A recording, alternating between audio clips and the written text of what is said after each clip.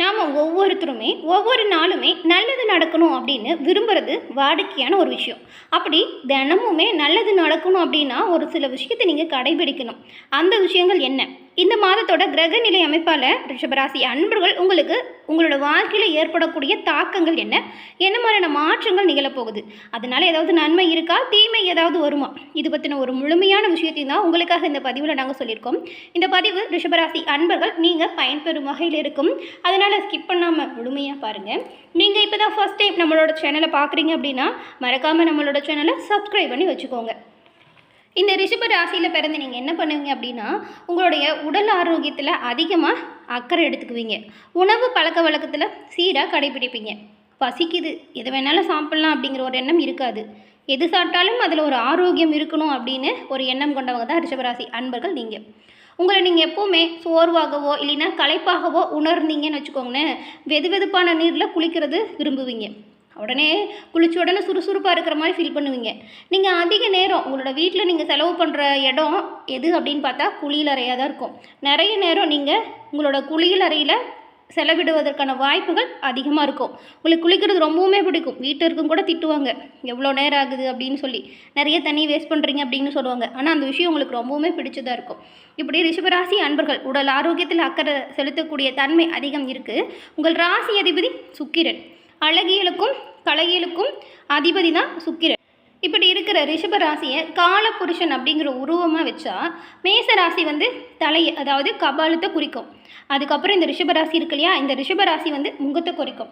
அதனால தான் சகல கலைகளுக்கும் அழகியலுக்கும் அதிபதியாக இந்த சுக்கிரன் இருக்கிறாரு. அவர் உங்கள் ராசிக்கு அதிபதியாக வராரு. இந்த ராசிக்காரங்க முக அழகுக்கும் முக்கியத்துவம் கொடுக்கக்கூடிய நபர்களாக இருப்பீங்க. உங்கள் சுக்கிரன் ஒரு இயல்பிலேயே பாருங்கள், உங்களுக்கு ஒரு வசீகர தோற்றத்தை கொடுப்பார். அதுவும் உங்களுக்கு இந்த புத்தகம் வாசிக்கிறதுல ரொம்பவுமே பிடிச்சமான ஒரு விஷயமா இருக்கும்.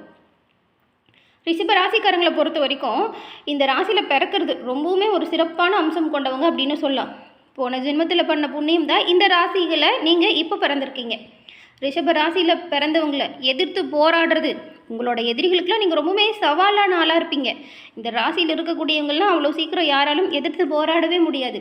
நீங்கள் கரெக்டாக பேசக்கூடியவங்களாக இருப்பீங்க. உங்களை எதிர்த்து ஒருத்தவங்க பேசுகிறாங்கன்னா நீங்கள் சொல்கிற வார்த்தை அடுத்தவங்களால வார்த்தையை பேச முடியாத அளவுக்கு இருக்கும். எப்பொழுதுமே நீங்கள் எதிரிக்கு சவாலாக இருக்கக்கூடிய நபர்களாக தான் இருப்பீங்க. இயல்பிலேயே நீங்கள் பார்க்குறதுக்கு சாதுவாக இருப்பீங்க.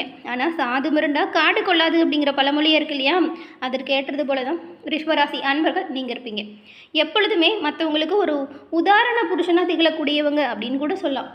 உங்களோட செயல்பாடு எப்போவுமே மற்றவங்களுக்கு சிறந்த ஒரு வழிகாட்டுதலை மட்டும்தான் தரும். பொது காரியத்தில் கூட நீங்கள் ரொம்பவுமே ஈடுபட்டு செய்வீங்க. ஒரு இடத்துல ஒரு விஷயம் நல்லா நடக்கணும் அப்படின்னா ரிஷபராசிக்காரங்க அங்கே இருந்தால் போதும், கட்டாயமாக அந்த விஷயம் நல்லா நடக்கும். பொது காரியம் ரொம்ப சிறப்பாக நடத்துகிறவங்களை பாருங்கள், பெரும்பாலும் ரிஷபராசிக்காரங்களாக தான் இருப்பாங்க. அதே போல் எந்த ஒரு பொது விஷயத்துக்கு போனாலும் சரி, வந்தோமா போனோமா அப்படின்னு இருக்க மாட்டீங்க. எல்லா வேலையுமே முன்னாடி நின்று அதை சிறப்பாக செய்வீங்க. ஆனால் எந்த ஒரு விஷயத்துலையுமே தனக்கென்ன காரியம் சாதிக்க நினைக்கிறது உங்களுக்கு பிடிக்காது. கூட இருக்கிறவங்களோட சேர்ந்து அவங்களையும் முன்னேற்றணும் அப்படின்னு நினைப்பீங்க. பெரும்பாலும் உங்களுக்கு நண்பர்கள் கூட்டம் அதிகமாக இருக்கும். உங்கள் ராசிக்கு 2ஆம் இடமாக வாக்குஸ்தானத்தில் புதன் வராரு. இதனால் எதையுமே நீங்கள் சூட்சுமமாக புரிய வைக்கிறதுல சாமர்த்தியசாலிகளாக இருப்பீங்க. உங்களோட எண்ணத்தை முகக்குறிப்பிலேயே எதிரில் உள்ளவங்களுக்கு உணர்த்திடுவீங்க. அதே போல் மற்றவங்களை கண்காணிக்கிறதுலையுமே நீங்கள் ஒரு கில்லாடின்னு கூட சொல்லலாம். ஏன்னா உங்களுக்கு மற்றவங்க மனசில் என்ன நினைக்கிறாங்க அப்படிங்கிறத அவங்க சொல்கிறதுக்கு முன்னாடியே புரிஞ்சுக்கிற தன்மை இருக்கும். நிறைய ரிஷபராசி அன்பர்கள் நிறைய நண்பர்கள் இருப்பீங்க. அதுவும் பால்யகால நண்பர்கள் இப்போ உங்களோட தொழிலிலும் வாழ்க்கையிலையும் கூட்டாளிகளாக பயணிக்கிறதுக்கு நிறைய வாய்ப்பு இருக்குது. இப்போ ரிஷபராசி அன்பர்கள் இந்த பதிவு பார்த்துட்ருக்க நீங்கள் உங்களோட நண்பர்களோட என்ன பிஸ்னஸ் செஞ்சிட்ருக்கீங்க, இல்லை எந்த நண்பர்கள் உங்களுக்கு ரொம்பவும் பிடிக்கும்? அந்த ரிஷபராசிக்கு நண்பர்கள் ரொம்பவுமே கூட்டம் அதிகமாக இருக்கும் இல்லையா, உங்களோட நண்பர்கள் கூட்டத்தில் எத்தனை பேர் இருக்கீங்க அப்படிங்கிறதையும் கமெண்ட் பாக்ஸில் சொல்லுங்கள், நாங்களும் தெரிஞ்சுக்கிறோம். எல்லா வகையிலுமே நன்மைகள் பிறக்கணும், நல்லது நடக்கணும் அப்படின்னா இந்த ரிஷபராசியில் பிறந்த நீங்கள் சுக்கிரன் ஆதிக்கம் இருக்கு இல்லையா, சுக்கிரனோட பரிபூரண அருளும் வேணும்னா நீங்கள் பெருமாளை தினம்தோறும் வழிபடுவது நல்லது.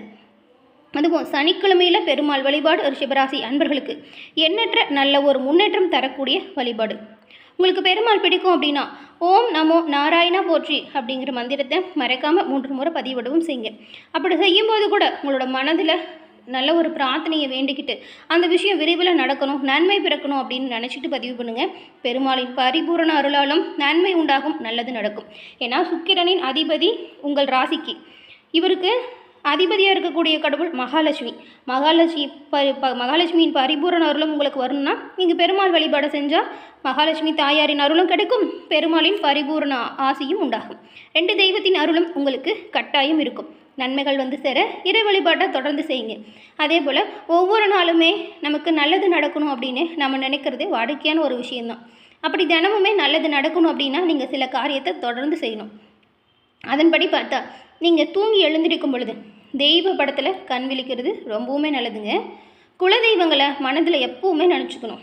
நீங்கள் ஒரு இடத்துல இருக்கீங்க, ஒரு வேலையை ஆரம்பிக்கிறீங்க அப்படின்னா குலதெய்வத்தை மனமாற நினச்சிக்கிட்டு வணங்கிட்டு அந்த வேலையை செய்யுங்க.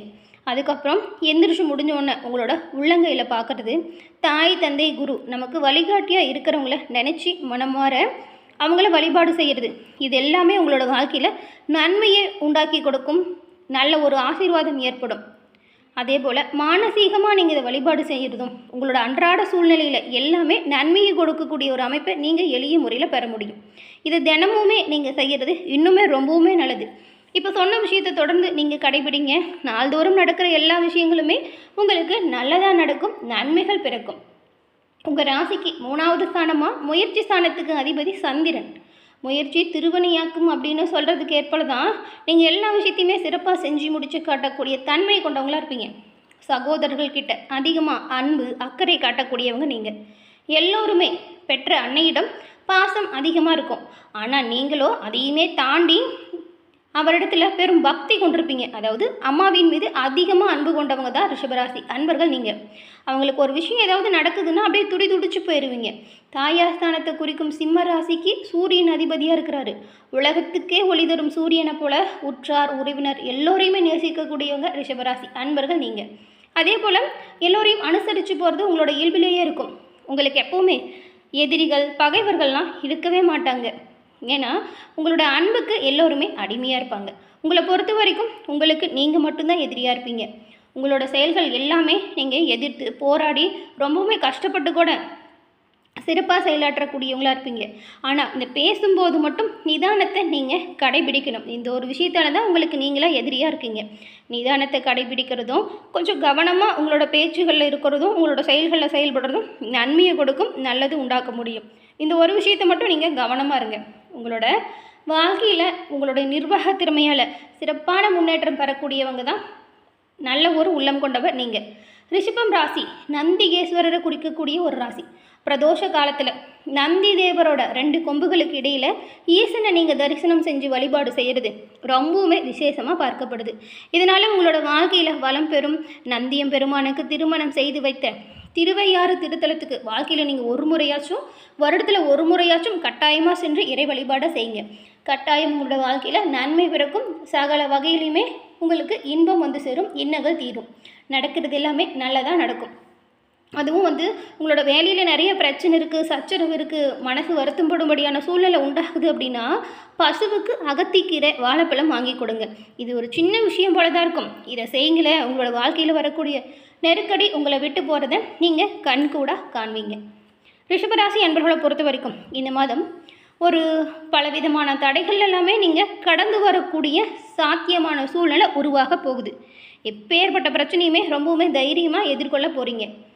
வேலையாக இருந்தாலும் சரி, வியாபாரமாக இருந்தாலும் சரி, நீங்கள் கொஞ்சம் பொறுமையாக செயல்படணும். யாரையும் முடிஞ்ச வரைக்கும் பகச்சிக்காமல் பார்த்துக்கிறது நல்லது. நீங்கள் எதிர்பார்த்த லாபம் உங்களோட கை சேரும், கவனமாக இருங்க. நிதி நிலைமை கொஞ்சம் பிரச்சனையாக தான் இருக்குது. சிலருக்கு கடன் வாங்க வேண்டிய சூழ்நிலை கூட வரலாம். கொஞ்சம் உடல் ஆரோக்கியத்தில் கவனம் செலுத்துங்க. கொடுக்கல் வாங்கல் விஷயத்தில் யாருக்காகவும் ஜாமீன் கையெழுத்து மட்டும் போட்டுறாதீங்க. மன கவலையிலிருந்து விடுபட வெள்ளிக்கிழமை அன்று நீங்கள் சிவபெருமான மனம் மாற வணங்கி வழிபடுறதுமே நன்மையை கொடுக்கும், நல்லது உண்டாகும். கவனமாக இருங்க.